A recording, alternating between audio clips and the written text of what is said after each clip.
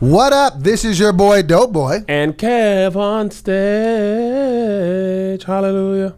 And we're going to start it off to the right. This is another installment of Righteous and Ratchet and Righteous and Ratchet and Righteous. And we right back in the mix like hominy grits. Is that a rap lyric? I don't know. I just want some grits. I hungry. So we are back in the mix and we're ready to talk about some stuff. How you feeling today, man? I'm sad. Oh, because of what we're going to Because talk of what we're about. going to talk about. Man. I'm not sad overall in my life, but this topic, it ain't even really sadness. It's just infuriation is a better word. Yeah. It's definitely, You know what I mean? Definitely tough. So we're definitely going to talk about it. But before we even start all that, man, I want to tell you, man, shout out to your beard, man. Yeah. Kev can grow. We thought Kev couldn't grow a beard, but God said you gonna have it. It looks good, man. I'm trying something new, man. I had a little. I think you should actually grow it out. I'm gonna grow it out. I had a little facial irritation situation. Yeah, out here looking like TD Shakes. That's the only reason you want to bring that up. Well, no, it looks good, man. I'm gonna see where it goes. I'm gonna see what the end gonna be. I mean, hey, you know, for years you just had the bunk beds of facial hair, just the tops and the bottoms, but now you got a little. I'm happy for you, man. All right, man. I just had to break it up a little because what we're about to talk about is definitely a little tough, man. Okay, so if you guys don't know, it's been all over Twitter. It just got released last week. Netflix released a four-part series. A film, 4-part mini. But it felt like a documentary. It's like a docudrama. But it was It's absolutely a movie. No, Okay. But I mean, docuseries. It's actually a series.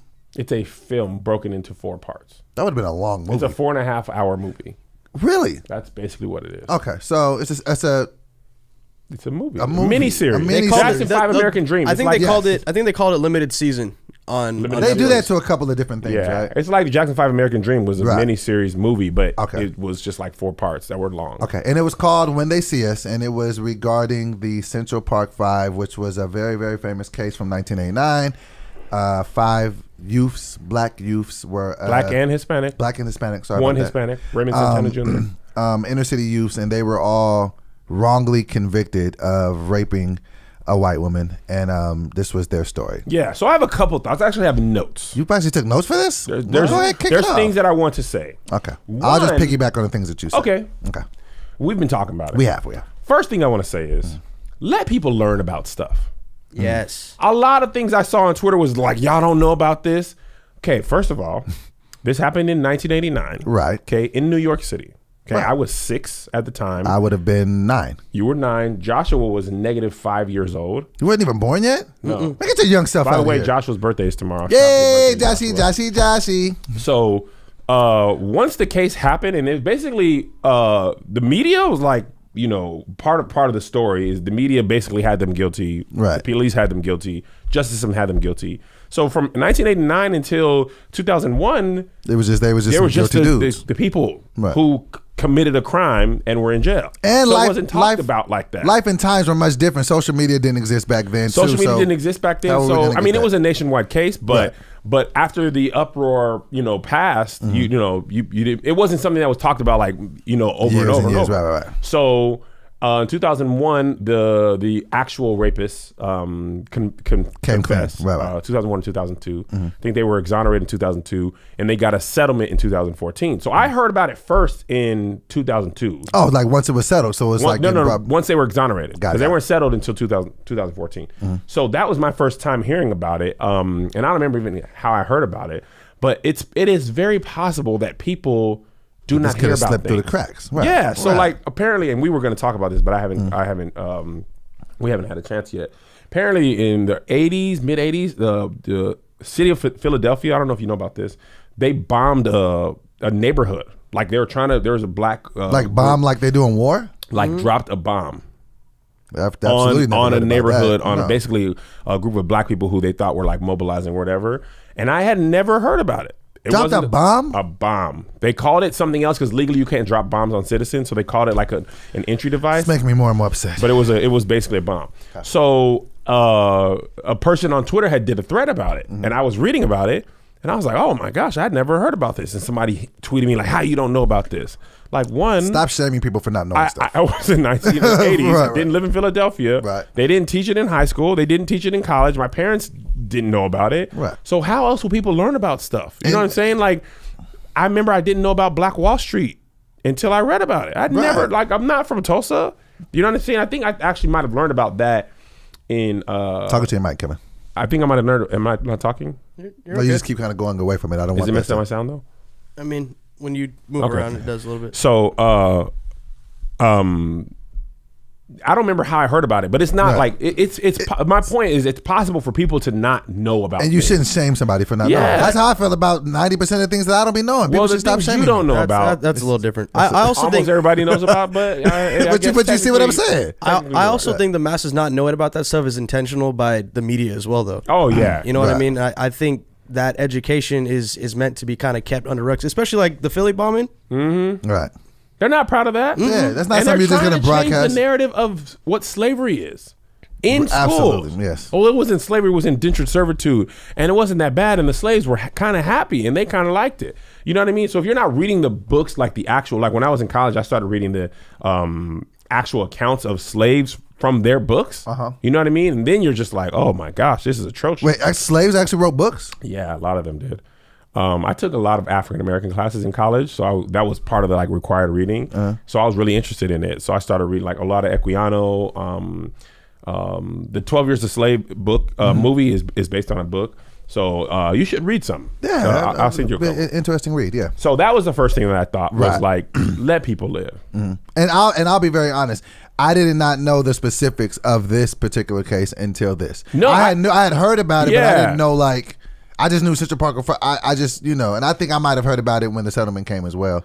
So I didn't necessarily know. But now, and when I say I heard about it, I just heard vaguely these kids. So what? And then when I watched it, I found out. So in my mind, they were all friends, and they all knew each other. And I'm watching the movie, and I'm like, nothing like that at all. Right. No, just like two kids knew each other. The most random of situations. And that was the thing. And I really like in the movie, there was like 30 kids in there. And I'm like, how did they even come across those five? I think it was just because they were young. 85 will do.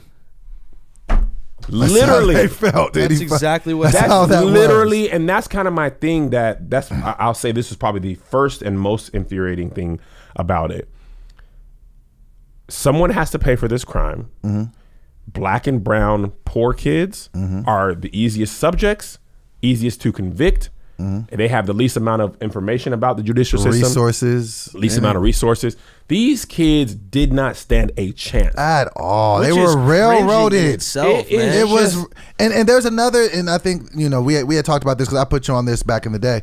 There's another Netflix special called The Confession Tapes. It talks about how they get people to confess to things that they didn't do. And you were saying they get adults, grown people. Yes. It was just crazy. There was one guy on there, he was an alcoholic and like he was like drunk one night and then he just confessed to something that he totally didn't do. It was just while he was drunk? Yes. No, he was drunk when it supposedly happened. And they talked him into, he was like, well, maybe I did. I was drunk. I don't know. So it's very scary how people can talk you into, because they just want a conviction rate. Like at the end of the day, it's like quotas. I got a homeboy who's a police officer. He had told me about like a ticket quota. Yeah, they have quotas. They have quotas to solve cases, and they don't care. Well, they know the media. They knew the media was in on the like the press was aware of it. She was white, so one of the things that was interesting is there was the reverse happened. A white kid was on trial for rape. Okay, and the jury was like, well, he doesn't even look like a killer. You know what I mean? Right. So the same person, Linda Fairstein, who we'll talk about a little bit later. Oh yeah. She let him off with manslaughter instead of murder because she was like, I mean, he's kind of good looking and people kind of don't think he's doing it. But when it came to these black and brown kids, like the thing that probably the most infuriating thing, or there's two for me. There was no physical evidence to connect them. Zero. And the only thing that tied them up was their confessions that were those coerced. Were coerced and forced to them by sleep deprivation and 42 and hunger deprivation and fear and their kids. They grossly underestimated or didn't understand how the legal system. If they just would have said, and I'm not blaming them, I'm just saying if they knew, right? If they just would have said, I'm not speaking about this until I have a lawyer, I would say nothing. Like literally, the first thing you say is you have a right to remain silent, and then they go into the next part. They would have just sat there and said nothing. All five of them would have just been like, I'm not speaking without my attorney. And but they're kids though. They don't. Right, I hear what you're saying. What's crazy is they don't know. They don't. To do they that. tell you that. But that whole good cop, bad cop thing, I want to help you. And also, like, my son is turning 13 in a couple months. So he'll be 14 next year, which was most of these kids were 14 at the time. You start pushing him around. He's a little sensitive kid. You start pushing him around. These weren't hardened criminals. You know, on The Wire, remember how like some of these kids were like hoppers and they grew up in like, so they getting beat up. They understand what at least how the legal system works, and they understand like them kids understand charges. They understand not speaking to the police, snitching, all that stuff. So even though they're like on the they're in a life of crime, they have an understanding. But these kids weren't career criminals. They weren't selling drugs. They were children. So they have no idea how the legal system works. So they're not just saying, I'm not saying nothing. Right. And then like the parents, another thing about being poor. So John Leguizamo's son, his character's like, I gotta go to work. I'm gonna leave him with my grandma or his grandma who doesn't speak English. Well, I go to work because I can't. If I miss work, I get fired. If I get fired, I can't take care of my family anyway. And that one thing, if he's just been like, you can't talk to my son. We're going home unless you're charging him with a crime and you have evidence. If he understood that part of the legal system, he would have went home. And in his defense, probably in John Leguizamo's character's defense, he probably didn't know there was somebody going to try to railroad his kid for a rape. You don't even think that is legal. You don't even think it's possible. You don't even think this is another thing that I thought about too, and this is another thing that infuriated me through watching again. It kind of, I drew a parallel with R. Kelly, and I'm gonna make it make sense right now. It's not just that it's just one. It's like one person's ideologies, which was this lady's. Linda Fairstein. She got all these other people to go along with this and railroading some kids that they all knew. Well, here's the thing. That's the scary part. I'm gonna tell you what you just brought up, which is one of the things I had. This documentary, or I'm sorry, this film proves that it's a whole system. Right. It's a system design. Yeah. Right. It's a system designed to persecute. You have the media. So the New York Daily News put up a blast of like Linda Fairstein. They're like shaming her now. But on their front page during this, it was Wolfpack gets their prey. So you have the media, you have the police. I was reading this article today that said 1 in 5. Wolfpack gets their prey. I was reading this article. They took like 5,000 cops and they analyzed their social media pages, and it was like 1 in 5 cops has said something racist, something negative to black, brown, Muslims, gay people, something like they have like hints of racism and prejudice in their Facebook posts, and it was like 1 in 4 publicly. So you have the police. You have the judicial system. You have the money part of the judicial system, and then you have the media. And you have the jury, which is we're consumed by the media and what you're told, and kind of tied the 13th, the documentary that Ava did about. She did that one too. Yeah. Shout out to Ava. The slavery to prison pipeline, and basically what she kind of connected the dots on is, and I reread the Constitution, and it says slavery is illegal except when you're convicted of a crime. And so basically prison is legalized slavery. Like it's written for profit. So it's not just, it used to just be license plates. Like, no, they be like making shirts and different, like they. And the other parts of it is that's what the 13th, you watch the 13th? Yes. So remember when they were talking about the medicine is profit, the phone communication, the food, like it's all more than just the things they make. It's all of their stuff is profit. Like they were saying in the movie, like a 12-minute phone call is $28. Yeah, and these people are poor. Man, remember when Corey was asking for $10 and his mom was like, "Bro, I don't have nothing to give you." $10. It was just heartbreaking. And then when you even think about stories like the Khalif Browder story, like he went to jail. This bail was something like $500. You don't have it. You don't have it. Sandra Bland, $500. And then people are dying, man. It was just bro. And what's crazy is all this happened over like the course of an hour in one night. That's one of the things. The wrong place at the wrong time. Yusuf Salam's mom said that in the film. She said, "You have great kids. You raise them. You watch them, and you look away for one night." Bro. Literally, that the thing that I cried multiple times through this. I did too. Isaiah. So here's an interesting thing. Isaiah is around that age. Just yesterday, I picked him up from school, and he's like, "Hey, man, Dad, I just, how he be like guilty conscience, right? He's a great kid. After school, I know I asked you to stay after school sometime, hang out with his friends." He's like, we walked to my friend's house to pick up a scooter, and I know I didn't tell you guys, and I know I didn't ask, and I'm sorry, I don't want to do things behind your back like that, and I just know that you guys are expecting me to be at school, and I walked away a little bit, and I'm sorry. So me and talked to Melissa about it, and we're like, look, when you say you're staying after school, our right. expectation is that you are on the campus, right? Don't do stuff that changes our expectation of where you are. Because if I find out something happened, like some kids, knocking things down at 7-Eleven near the school, I'll be like, well, it couldn't have been my son. He's at school. He would never. And that's essentially what happened to these kids. They're just like, Corey's in the thing, and they're not, hey man, come to the park with us. He's like, all right, bet. We're going to walk to the park. He's not even thinking nothing of it. Bro, and that's the thing. Like, when you're black and poor, you have the slimmest margin of error. I want to touch on something because you had said this to me the other day, and it when you said it, it made perfect sense when you said it, and it made me sad later when I watched this. Yeah. And it was one of the reasons why I cried when you was talking about how you were ready to have conversation. I don't know if you had the conversation with your son, I sent or you're them getting the ready most to. random. I've had these conversations. The fact, and basically what it was you were basically telling your children, if you ever get into police custody for any reason, don't talk. We'll be there, XYZ. Mm-hmm. You know why that hurt me so bad? Why do we have to teach our kids that?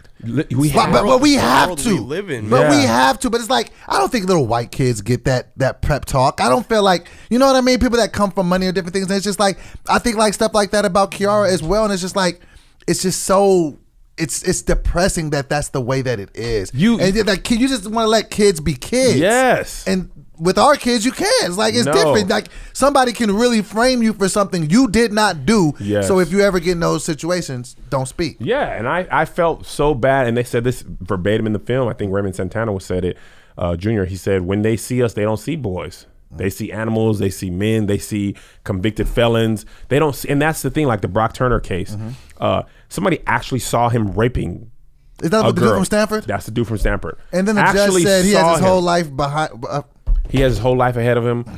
Because when you're the judge and the jury, you see, Mom, my little nephew is this, and he didn't mean anything by that. He's a good kid. But when you see black and brown kids, they were bred for crime. He's gonna have a life of crime, and you help create that narrative. And then those kids are marched across your TV screen in jumpsuits. So you're like, oh, you associate black people with crime, and it's on the front page. Black people with crime. It's like, one more example before you move on. No, but before you do that, I mean, watching this, I know it's probably going to give me nightmares. And speaking of sleep, I used to wake up feeling stiff in the morning of a lot of back pain. But recently I got a purple mattress, and the thing is incredible. It's so comfortable. It stays nice and cool at night, and I never have to wake up in pain. I've truly been getting the best sleep I have ever had. Sleep is really important. We spend a lot of time on our mattress. So if you guys are struggling trying to get a good night's sleep, you got to try a purple mattress.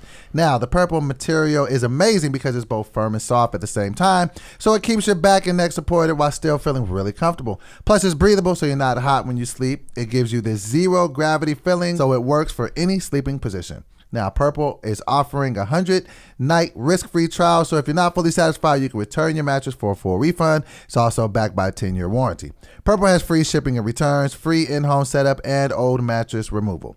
Now, you're going to love Purple, and right now, our listeners will get a free Purple pillow with the purchase of a mattress. That's in addition to the great free gifts they're offering site-wide. Just text R&R to 84888. The only way to get this free pillow is to text RR to 84888. That's RR to 84888. Message and data rates may apply. You said grits. You were thinking about grits. You were. I am hungry. Too. So I randomly text my kids. We're on the road by the time when I watch this, and I text them like the first episode. I just text them, if for whatever reason you are arrested by police, do not say nothing. Call your parents. Do not talk. No matter what the police say, they are not your friends. They're not there to help you. Anything you can say can hurt you. Do not say a word to the police until your mother or I get there. Which is a mind-blowing concept that you have to tell your kids. So your children police are not your friend. They're not though. I know. I believe you. Yeah. I'm just saying, like, that entire concept of the conversation that being had is like... Yes. But just think about it. Had those kids' parents said that to them, this movie would have never been made. This would have never happened. But that example wasn't even it probably happened numerous times in like before that. Right. But like with this day and age, like you were talking about, like there's no social media, there's no and you camera think people phones. who get picked up by the police are criminals. Right. You don't think of 5 kids who had no run-ins with the police. Nothing. So my kids, they're texting, they're like, yo, what are you is talking everything about? okay? Like, what are you? They're like, oh, okay. Right. So I had to talk to them about, and we've already had the conversation, and we talked them about what happens when they get pulled over while they're driving. Right. They have never even sat behind the wheel of a car. Right.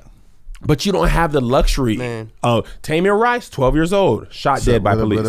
So we can't wait until they're men to tell them that. You can't be reactive in these things. And I talk to them how to act with police. You got to do X, Y, and Z to make sure you go home. But if you're arrested and the funny thing is, I'll say, if you're arrested and they're charged you with a crime, you have to talk about this. My parents never had that conversation with me. My parents never had that conversation. We were living on a military base. Right. This wasn't a thing, so you don't know. And the two of the saddest things.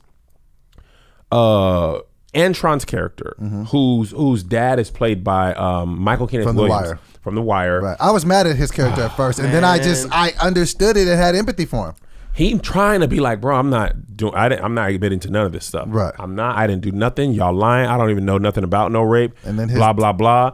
Dad says, tell these people what they want to hear. So he's like, and that, let me talk about, because that infuriated me at the time that it happened. But because then when he went and testified at the end, he was trying to protect him. Even a grown adult thought, okay, maybe if we give him a little something, we can get out of here. And that's the thing. And that's your father coming in and tell. That was such a heartbreaking scene. And then when the lawyer says, well, you just had your son admit to rape and murder, or not rape and assault and this, and you thought he was going to go home, and the dad's like, I mean, and the thing, and they write because they be saying that they was beating him up and then telling him, you want to go home, don't you? Well, they blackmailed him too on the spot. And just think about that. Like you talk about, like you try to train your kids to know this, but these cops were hitting these kids and slamming them against walls. Like you be starting to think, I'm gonna die if I don't tell them what they want. Exactly. And these are grown adult. Let me tell you the couple things that drove me crazy.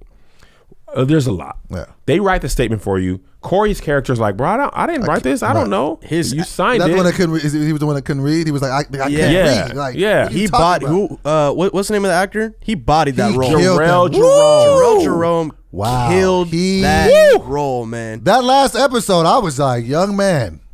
He has a bright future. I felt like it was so well done. I forgot. I felt like I was in the world. My heart bled the most for his character too. He had nothing to do with it. He was simply going to help his friend. So his parents didn't kill him for losing his friend. Like he was just like, that's my. When he said that, like I lost. He was like, that's my friend. I was just like, this is too intense to watch, and it was just sad on so many different levels. He went there to go help his friend, and then he ended up getting it the worst out of them all. And it's just like, here's another thought. This is a little bit off the subject, but not. It's okay. I think as black people, because there's this whole discussion, there's a lot of people who won't watch it, right? There's this whole like profiting from black trauma. I think you are well within your rights to say, I'm going to pass on this. Right. My wife watched the Khalif Browder documentary, and that's a case that I followed. She was like, Kev, you got to watch this. And I was like, I cannot. Right. She was like, she watched it by mistake. Not by mistake. She was looking for something else. And she was like, oh, I had heard about this. I want to check it out. And she wasn't as familiar as I was. So she watched it, and she said she cried the whole time. Right. She was like, Kev, you got to watch it. I was like, I can't. That stuff it just tears me down. There was a time in 2016 where I was afraid to drive my car. When there was a bunch of black men getting murdered by police. That's the time I said. I remember I told you I was sitting in my car in Seattle, driving from a show. I just had a show by myself, driving back to the hotel at a red light, and I just broke down crying. Like, man, we are getting killed out here. This was a rather heavy thought, but I thought this when I watched this yesterday. I was like, being black in America, it can be a traumatic experience. Dangerous. For real. Because I was just like, bro, these are kids. These are kids with their whole lives ahead. And then I kind of felt like at the end, I was supposed, like, I felt myself being triumphed, like, oh, they finally got out and they got money. And then I stopped, like, no, that this wasn't right. They got their lives taken away from them. Years that you can't get back. Formative years. Nothing. And this was the thing that made me so upset. And it makes me so upset about different crimes like this. Nothing happened to these people that prosecuted these kids. Oh, you know what? No. Not only did nothing happen, Linda Fairstein profited off of this. Wrote books.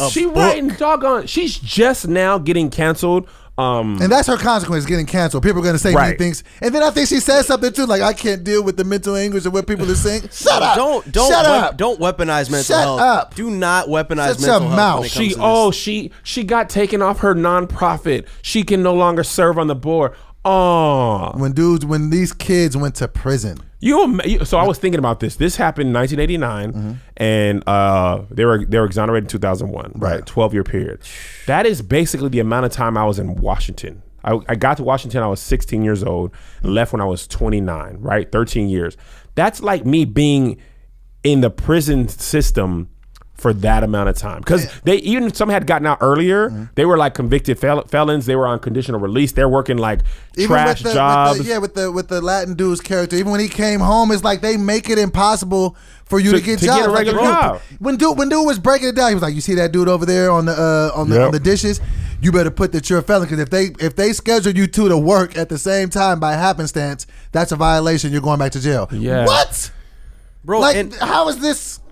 And acclimating goes further than just trying to find a job too. Like, those are foundational like years in their lives. Bro. Yeah, and they were foundationally spent in prison, bro. And let's don't even look past this. I have a lot of friends and family members who have been to prison. It is a very barbaric place to be. It is not an easy place to survive. So, and when you throw some kids in there, and especially the Corey character, that he was in there like at Rikers with adults. Bro, you imagine come home 16, different. never being in trouble with the law, bro, and then sent to Rikers Island? Bro. I can't even think of a culture shock. I mean, like, my culture shock was moving from my parents' house to a dorm room, and I was like scared, like, man, I don't really know anybody. Right. Bro, going from high school to Rikers Island. Off of false conviction. Off of a false conviction. And they were like picking on him. Even the guards were getting him beat up. Doe. It's like, that was a scary thing, that people that have bad agendas, that have positions of power, is very scary. This white woman who just put it in her mind, and that was the comparison I was having with R. Kelly, because I feel like when R. Kelly was doing all the things he was doing with those, with his victims, he had people helping him. You can, and then the guard was just having other inmates beat the kid up, like, for what? And he was like, what do you... This is the one thing I just didn't understand. He was like, what do you got for me? And then he came and gave me some cookies. I was like, you did this for some cookies? You had this kid beat up for some cookies? What is wrong with you? It was just a very difficult... It was a hard watch for me. I had to watch it in sections. I started watching it on the road. It took me maybe 6 sits to get through it. If we weren't going to talk about it on the podcast, I might have just stopped. I had to watch comedy stuff after, just to balance it out. Yeah, bro, I was just like... That's what I used to always say. I used to always say, like, I was sick of them always annually making slave movies. It's like, okay, we get it. We were slaves, bro. I feel like you just want to just keep... It's just like a terrible reminder. We talked about this a little bit when we came back yesterday. There is a place for those stories, and I'm glad people like Ava are making them, because she has a certain skill and care about the characters. Like, I think the best part about the film is she showed us the humanity in our people. And I think when they're not made by people of color, black people, especially black women, then there's, like, they were just kidding. That little moment, the opening of the film where they were just like getting ready to go kick it. Fun. Man, it was great. And then the next 4 hours is just trauma and pain. So I'm glad there's people like Ava who are there to tell those stories that way. Genuinely and authentically. Right. Genuinely and authentic and with care. But I am gonna tell other stories. Yes, regular, I want stories of. I want Isaiah's story. You know what I mean? Like, where's the super bad for black kids? Exactly. I feel like Dope was an attempt at that, but that still has gang, stuff like that. I'm talking about these kids, American Pie, and like all those, She's Gotta Have It, and How to Lose a Guy, just normal stuff, just regular high school stuff. Regular black people life that's not drug riddled, not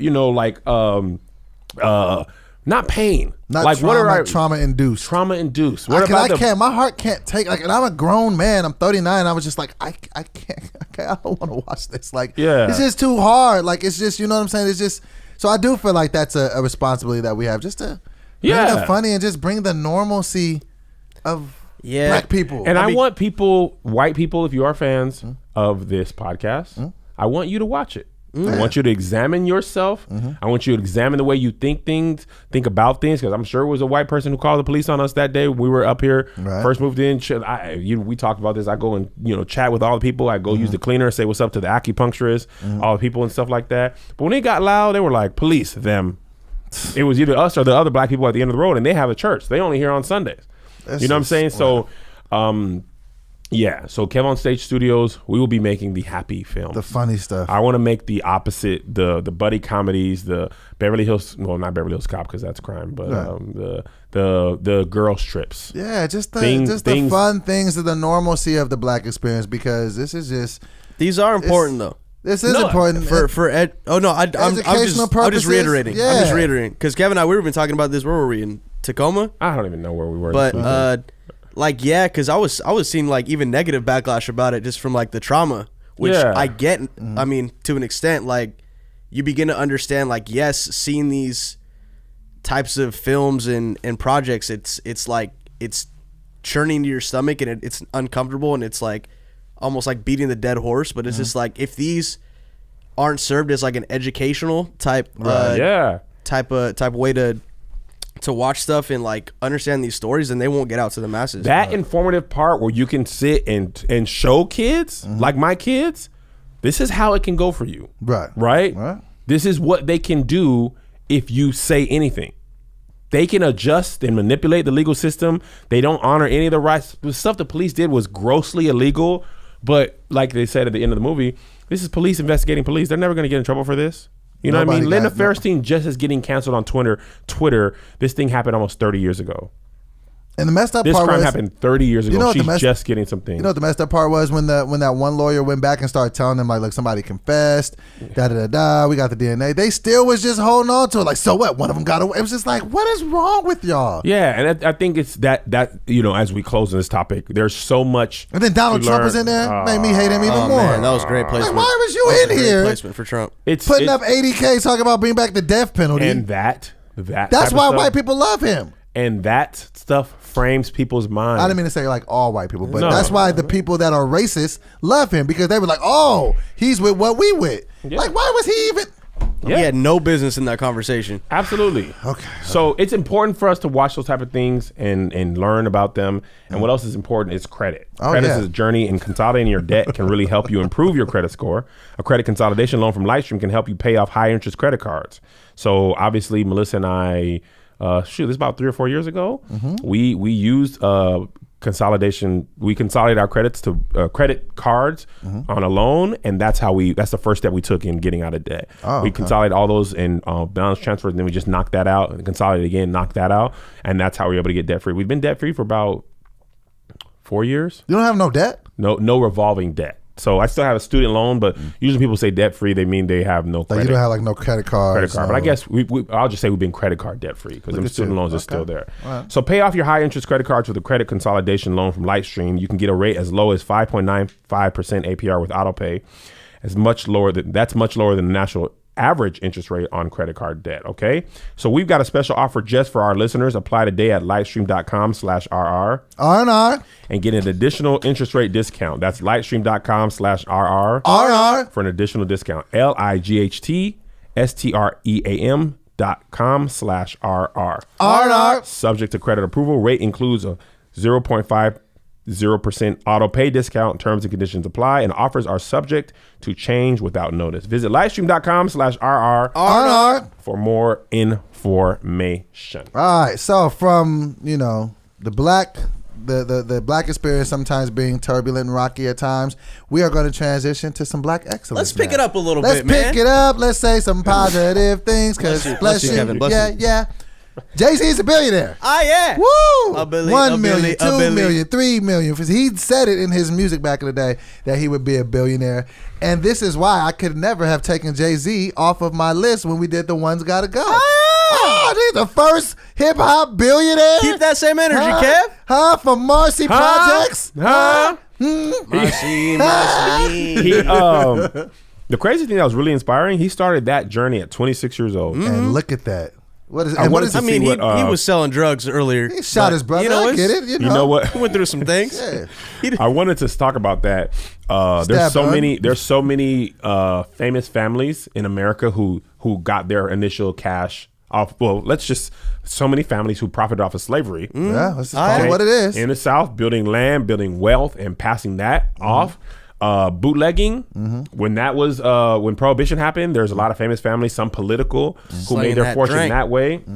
Well, the Rockefeller family, they had some dubious things. So let's not say, let's just pump the brakes on and when you're black and poor, you don't have many options to begin with. Right. So forgive me if he had to do what he had to do, because I don't think it was black people who introduced crack into New York. I think it was the government. Yeah, the CIA. Who sanctioned. The CIA used to drop guns in the hood in LA? Yes, and they used to fly cocaine in, and they used the drug money to launder it so that they could fight like deep cover wars, Iran-Contra, read about that during the Reagan administration. They were trying to overthrow governments in foreign countries. They couldn't use tax dollars, so they worked with drug lords to get cocaine, and that used money from that to arm people to overthrow government. The whole system is corrupt. So there was no black people. The whole system is, just throw the whole system away. And you watch Narcos and stuff like that, you see that you can't even move that amount of drugs without the government's. You can't move that amount of drugs without the government's approval. Right. So let's just take it easy. Right. But Hov, man, and this is why I'm telling you, this is why he was so influential. I'm trying to find this thing that listed out how he made his millions. Okay, I know he rap did that. Was a small. Right, I know it was his liquor, real estate, 300 million liquor, was title. What's the champagne brand? Ace of Spades. Yeah, that part of that company was 300 million. That's Rockaway's bottle. Hold on. But let's talk about how monumental these things are. Jay-Z founded Ace of Spades because the owner or the creator or founder of Cristal was basically like trashing rappers. He was like, we would just prefer if rappers didn't drink our champagne. Taking thousands and thousands. So Hov was like, all right, cool. Started his own. Oh. And then he came out with Duce. Bet. Came out with Duce his own was thing. another one. Duce the JV. Right. Hold on. All right, here we go. 310 million from Armand de Brignac Champagne. Okay. Cash and investments, including a stake in Uber, 70 million. Or 70 million. I think the stake that led up to 220 million. Duce, 100 million. Tidal, 100 million. Rock Nation, 75 million. Music catalog, 75 million. Art collection, 70 million. Come on, man. And that's only in art. That's only gonna appreciate. I buy some artwork for $1 million. 2 weeks later, that's $2 million. I can't wait to get it to my children, man. Real estate, $50 million. And so here's the crazy thing, though, Joshy.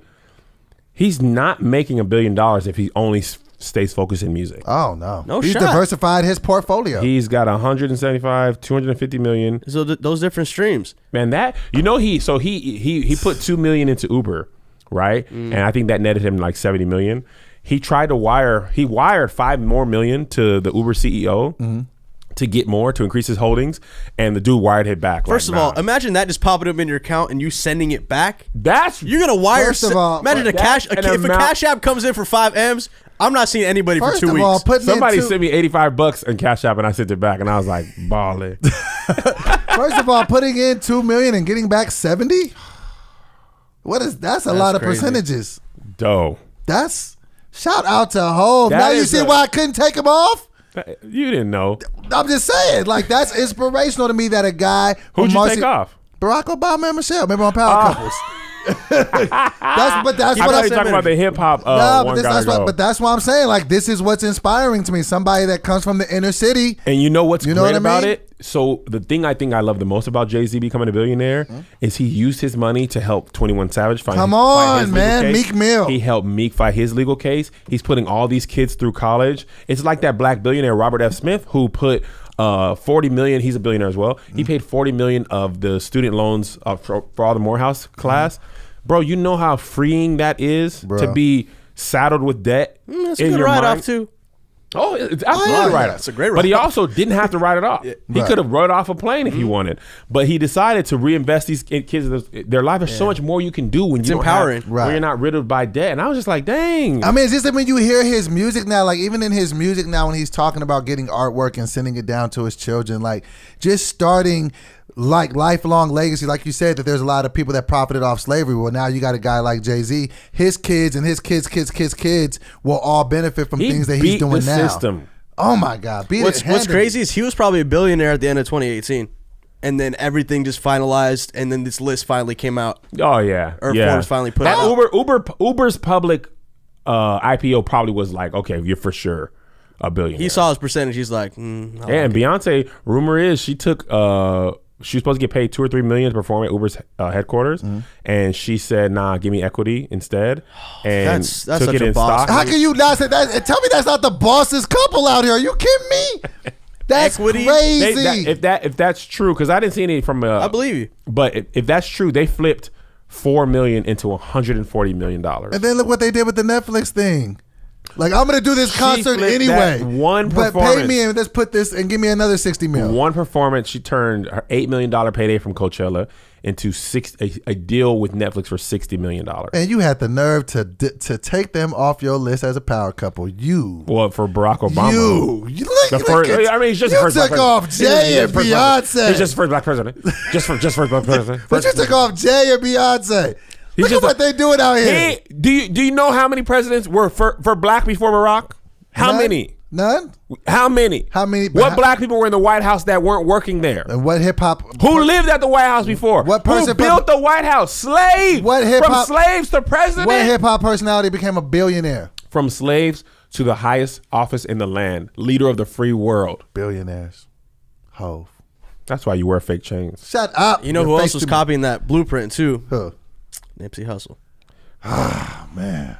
Not to bring the energy down, but it's like you start That's seeing not bringing that. energy down. He was doing a great thing. was His doing- legacy lives on. The marathon continues. Absolutely, but it's just like man, because now you see. I mean, Hope's not done either. All that stuff just gonna appreciate. But it's And he's putting it in the music. He's putting the message in the music. That's the one thing I love about Jay is that we've seen him evolve. The same guy that created Big Pimpin' did 444. Like, it's so refreshing. And like, I've gone to therapy before, so to hear an album like 444, I'm like, oh, he went to therapy too. He's being very self-aware. I'm so glad we in the black community, we are lifting the stigma of therapy and mental health. Oh yeah, because man, shout out to Charlamagne the Guy for his Shook Ones book. He talks a lot about You know, mental anxiety and different things. Yes. I'm so glad we're doing that because it's so important to know that it's okay. It's because even when okay I to was talk growing about up, it. it was like you can only go to church for that. you thug it out. Have you if seen you're a a man. therapist yet? Because I know you've been flirting with the idea. I haven't yet, but I have plans to. Oh, I think that you should. I want to hear about it when you go. Definitely. Plans. Well, moving on from black excellence and first hip hop billionaires to getting canceled in record time for going viral. Okay, so do we have this guy's name? I don't know. I never got his actual We never name. got the guy's name, but if we could put the video in and post, but you guys know this. Basically, it was a guy working at Best Western. No, he was working at another hotel. Oh yeah, he was working at another hotel. The Yeah. Best Western was next door. Yeah. Lady had called in and called him the N-word. He didn't much appreciate. No, he don't like it. He said, "I He don't don't like like it." it. I don't So she was like trying it. to check in, and he was just like, "No, you called me the N-word," and she was like, "I'm sorry, man. I'm mad. My mama's sick, man. Come on, man. Come on, man. Nah, man. I can't. It's above me. It's above me now. above." He would not let her check in. It was so funny. So it was the a Best thing. Western is across the street. He was like, "You can go," and he was just very. I did feel like he was a. I mean, I understand she called him a name, but I was like, he's really standing upon this. Like, he was Can just you like, imagine getting called the N-word at work and they be like, and let me check in this hotel? I do understand that, but I also understand like, geez, like ladies here, her mom just. I don't care. I'm just saying, like, That's I'll white be forgiving women people. tears. White women tears. Yeah, but they do something crazy and then they become the victim. But if regardless of the color of your skin, if you say something crazy to me, I'll be mad. But if you apologize and you have your mother with you and you need to check into a hotel, no, the mother is the one who said it. Oh, Jesus. Okay. Well, in any event, I would even though I'd be mad, I'd be like, all right, man, go check in your room. He stood on that, but I'm not mad at him. Above me now. So it went viral. The video went viral. Oh, yeah. There was talks of like merch getting ready to get pressed up. No, he has templates. like it's up. above me, like, right? It's above me now. They went and looked at his back. They looked up. Now, mind you, he's just a regular dude. He's just a clerk. They looked up his old tweets. He was shaming the trans community. And he's gay. And he's gay? He's gay. Himself? Yes. So he's gay and he was shaming the trans community? He was like, one of his tweets was like, nah, I know I'm gay and I'm in sin, but y'all, now that's a whole nother level. They canceled him that quickly because he was the same thing he was upset about. Like, it was just... So he got canceled in record time. My thing is about this is interesting. Twitter only lets you go back, I think, 3,500 tweets if you're just like scrolling, right? People really will search your Twitter name, trans, the F word, the N word, and just cross-reference to see if you ever talk Nazi, Hitler, Obama. They'll check all the boxes before they decide to support you. Right. And they searched his name in trans, and they was like, and then he tried to come back and apologize. And first he doubled down. Y'all crazy. Y'all can't cancel me. And then the internet was like, first of all, we can't. You just got anointed 24 hours ago. You could absolutely be canceled. If anyone can be canceled, it's you, hotel guy. And now people were like, we can't. And somebody I saw this person tweeted, and we keeping the phrase. We just we gonna get rid of you. We keeping it's above me now, and we not buying your shirt. But if somebody else makes a shirt, we'll buy it. That just shows us that has to be the Guinness World Record for being canceled. Quickest ascension and cancellation. That was all in the same. I was like 9 hours. But at the same time, people energy, because everybody was behind this guy. Oh, you right, King. Don't let them do this to you. And then he found out what he said. Get out of here, you bum, and your shirt. But give us the phrase. We'll wear it. That was just, jeez Louise. That was so. Shout out to hotel clerk guy for. First of all, clerk is an old word. Is it clerk? Who says clerk? What would you call him? Front desk person, hotel worker. Front desk person? That just sounds stupid. Don't call him clerk. What do you call him? Concierge? Front desk person? Concierge? What do you call people at the front concierge? desk? Yeah. Concierge is different. That's the people who works at the hotel and tells you where to go eat. Don't cast your aspersions on me. I just want to use the word aspersions. Moving right along. So to the next topic that it actually flows perfectly. So you got a guy getting canceled to a guy that is built like an Adonis and a Greek warlord getting knocked out by somebody built like me. Like me. Andy Ruiz Jr. is the heavyweight champion of the world. Out there looking like he worked on transmissions. And he built like the world. I feel seen. This is a testament to overlooking your opponent and Anthony getting punched Joshua. multiple There's times. room for you. Anthony Joshua. Anthony Joshua, who is he was the heavyweight champion of the world, and he's really, really buff guy. And he's super tall. He's like 6'6". Handsome fellow. Yes. So he was out here British with Hello, the accent. governor. Yeah. So he was ducking Deontay Wilder. He was like, he said he wasn't ducking him, but he is ducking him. And so he was supposed to fight this other dude named Big Baby. Yeah, Big Baby Miller or something like that. But he was doping up. Miller? Yeah.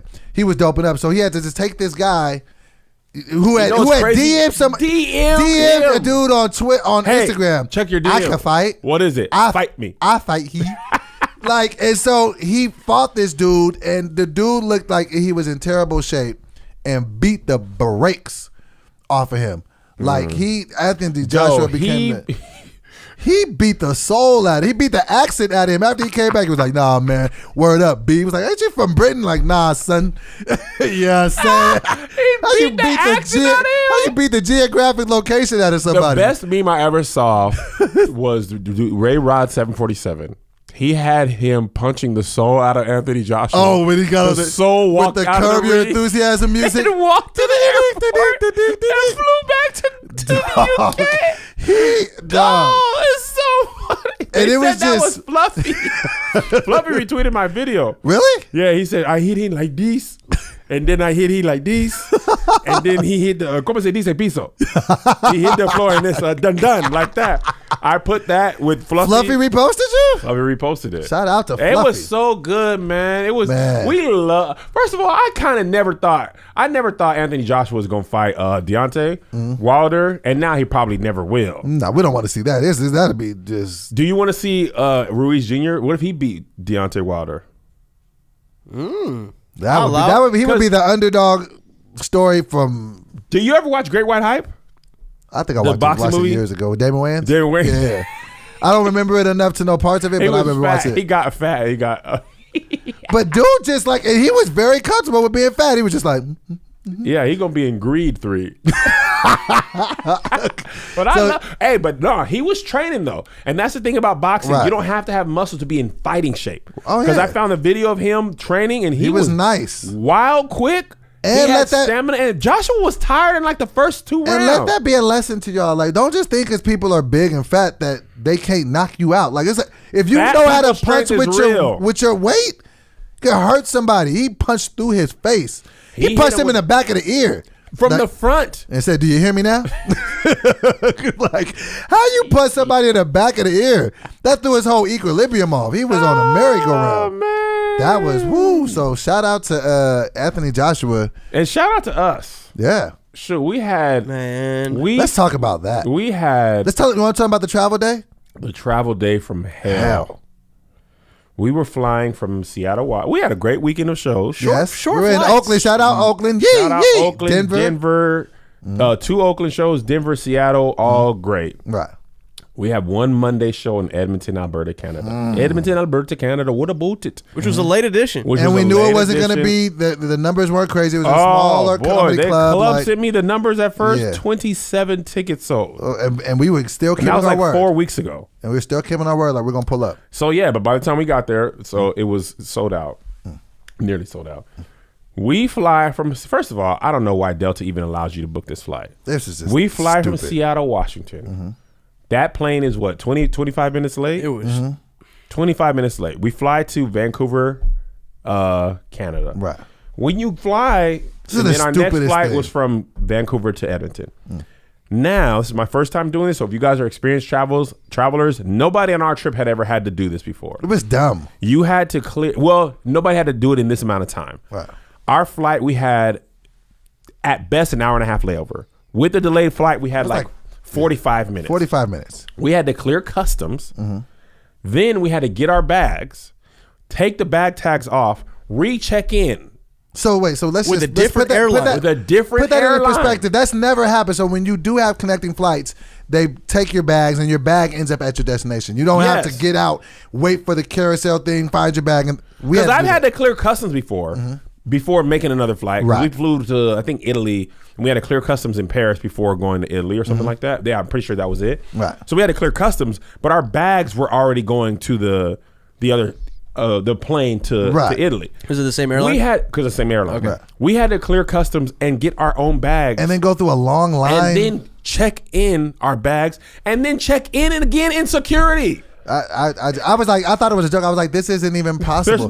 So we get to the line. They're just like, fam, y'all. She was like, y'all ain't making it. She's like, maybe they could make it. They was like, shut up. Shut up. You really did. Back of the line. She's like, no. Shut up. So they took us out of line, walked us to the front. The lady's like, they're not going to make it. She was like, all right, y'all go get back in the back of the line. I'm like, what? Why? Now we're definitely not going to make it. And then it was a 20-minute flight. So then all right, we're going to get you on the 2 o'clock flight. Get to the front thing. 2 o'clock flight sold out.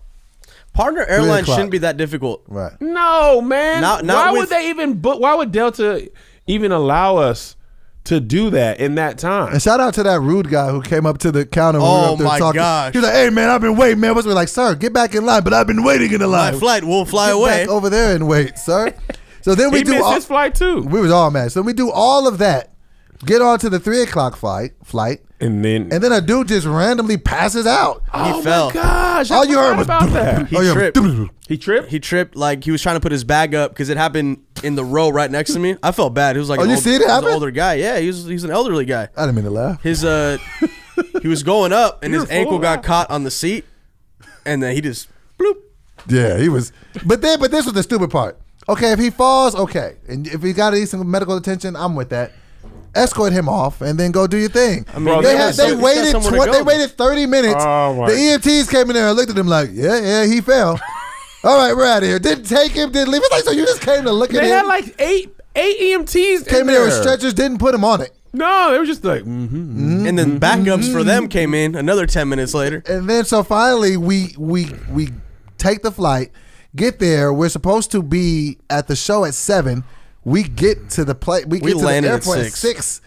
No, when doors are supposed to open, we landed. We landed at 6:05. We didn't get out of the airport till like 6:30 because we still had to get our bags. And then we still had to get there. We didn't even get to go to the hotel. And then the show is in literally the mall in Edmonton, Alberta, Canada, where the show is at. Is literally not even exaggeration for comedic effect. It is literally the biggest mall in North America. It's huge. It had a hockey rink in it. They had a skating rink, water park too. In there, and they had a place that had popcorn that had jalapenos in it. Did you get some? No, I just wanted to point that fact out. So now we got to find the venue in the biggest mall in North America. We finally get to the club. We walk through. The audience is already sitting down, 7:15, 7:20. And then we proceeded to have an amazing show. And we walked through, they started clapping. What did they do when we walked in, though? They started clapping. They start clapping. That filled all your guys' tank, too. I know. Oh, yeah. Shouts. I'm going to shout out Canadian fans, man. Canadian fans. Edmonton, Alberta, Canada. What a bullshit. There was a lot of love in that room. I love the diversity that Canada holds. The East African population. So many hijabs. Amazing. Mm-hmm. So much love. A lot of East African. Big fan of Canada. Yeah, but the weird thing about Canada, it was like almost 11 o'clock and it was still light outside. Oh my! That sun was like, "Hey man, I was just waiting for the lichens to come out. I thought we were gonna get attacked by monsters." So after the show, Joshua Doughboy Dobithius and myself decide we're gonna walk to Tim Hortons because we deserve a milkshake. We have had the worst day of our life. And milk and cream and cookie crumbles will make us feel better.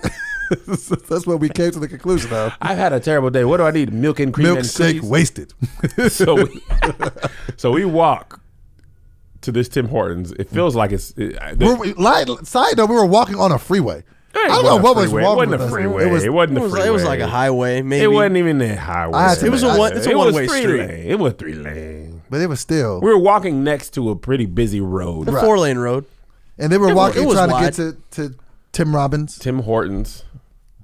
We get there. Mm-hmm. We order milkshake. No. You missed a key part. Oh, the Uber? Yeah. So Kevin's just like, nah, man, I just knew it was right here, man. Let's Uber. So it was like, all right. He was like, really, it's far away. We get in there, literally, it's 250 feet away. He has the guy, he was like, man, I'm sorry, man. Has the guy, a 20, an American dude just looks at it like, 20? What is that? We were literally in that guy's car for 88 seconds. Right. It was like, here's this. Then we go in there. This dude that's working the counter clearly doesn't want to be there. Oh my God. We're like, we order a couple of shakes. He looks like we ordered something that wasn't on the menu. First of all, half of the menu wasn't even available. Yeah. Oh my God. We're like, man, let me get a croissant. I don't have that. We don't have bread. What do you have? Bread. What do you mean bread?